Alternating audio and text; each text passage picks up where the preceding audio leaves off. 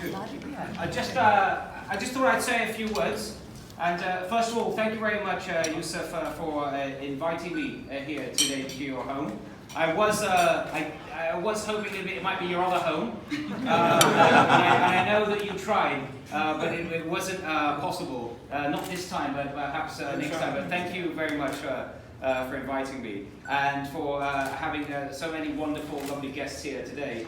And already had an opportunity to talk to some of them, including the copycat hairstyle. But we've already worked out that I can shave my head much faster than he does. Yes, we've covered that too. We're going to do a competition on his show. Done. All right. Okay. And do you remember you won?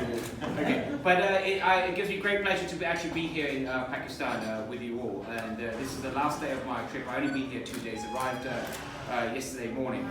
And, but in that time, we've done a lot. We're going to be working closely with the new government, especially on its focus on more justice and accountability. And there's everything we like about that and that focus. And that's my own sort of ministerial focus. But also, you will know quite obviously with a name like Sajid Javid that I have Pakistani roots, like 1.5 million British people. And whilst I'm very proud to be British and I'm very happy to be here on behalf of Her Majesty's government, I'm also very proud of my Pakistani roots, and in my heart there's a very strong special bond with Pakistan. And what you've done today by inviting me here is help to sort of reflect on that and show me what it's like and the hospitality that always exists in Pakistan when anyone comes here. So thank you very much for that. And although I didn't have much time here, just those 2 days, I did find some time to lay a wreath to your grandfather earlier today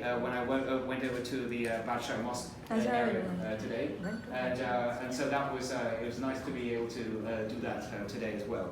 But again, thank you very much for your hospitality, and thank you all for coming. And I'm going to stay around, have a snack, and hope to talk to more of you. But I just wanted to say thank you. Thank you.